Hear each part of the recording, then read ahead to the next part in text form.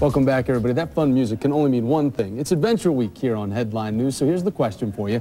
Is there a way to conquer the fear of heights? Well, how about rappelling down a 200-foot waterfall? Yeah, would you feel safe doing that? Chris Osborne found out as part of Adventure Week. He's here now with a superstar coach who showed him the ropes. Chris. That's right. Hey, Sophia. Hey, Thomas. Superstar is the word. You put your life in the hands of some of this gear, and I tell you, I'm with a man, Jono. He eats danger for breakfast. He's an adventure rappelling instructor as well as a former airborne ranger. Thanks so much for being in here tonight. My pleasure, certainly. Great to be here. You are awesome, rocking down through that waterfall. Well, let's talk about what you need to kind of get off the cliff to begin with. I mean, I've got the harness here. I've got the clip here. What about this, the rope? Okay, the rope.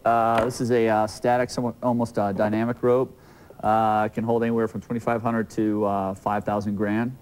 Then you've also got your ATC, your ascenders, beaners, gloves, helmet. This is a tether, and then you've also got your harness that we also put you in on.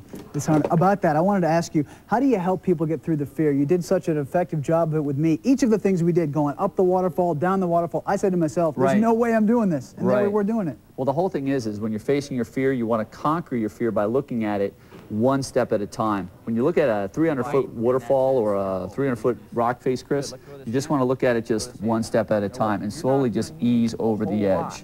And that's how you overcome any obstacle, any fear that you might have.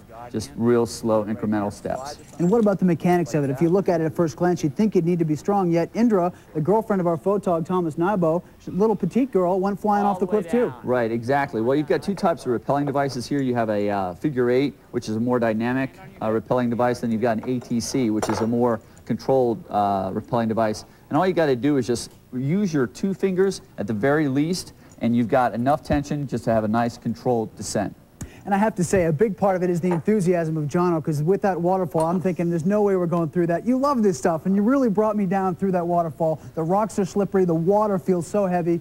Talk to me about that. The whole thing is just enjoying the rush of the adrenaline. Once you get over the edge is so important. Once you get over the edge, it's easy. You get over the edge and you say to yourself, why was I so afraid? You know, why was I so afraid? And then when you're down through it, you're like, yeah, man, this rocks totally. And when you get to the bottom, you're like, ugh, got to do it again. Yeah, and we're looking at the incredible footage from that waterfall. I wanted to end by asking you, what do you say to people who are curious about the sport, see something like this? Is it really safe if your connections are set, and where do you go to do it? Absolutely. It's totally safe. It's totally safe. As long as you've got the right rigging, you got the right instructor, and you have somebody on you with a belay, you're good to go. If you need to know where to go for rappelling here in the United States, just go to our website, again, hairyscaryevolutions.com. Send us an email, and we'll show you exactly where you can go for some great rappelling. It is an amazing experience. It defied my expectations.